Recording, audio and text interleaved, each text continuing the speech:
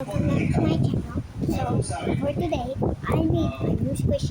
Kasi po, kunyari nag-away po kayo. Tapos, It nag-away po is kayo, Ito's tapos bigla ka lumabas. that Tapos yung partner mo, purple. nag-aantay po ng This is not my first reconciliation. squishy, guys. Iwan mo lang din siya ng ganun. Kumbaga ikaw, kasi yun na yung isip mo, pero yung partner mo, yun na yung problema pa rin na gusto I'm nyo ayusin. recording taken. So dati nyo lang po na ayusin na po agad.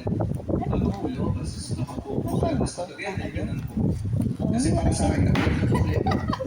Mahal ko yung tao eh, so yun yung priority ko. And my others are Pag here. mag-ayos kami. Talaga?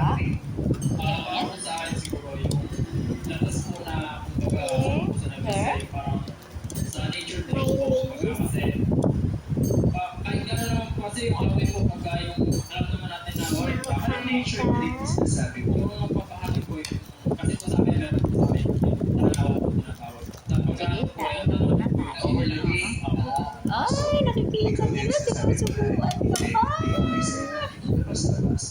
Parang po sa akin kasi depende. Lumalabas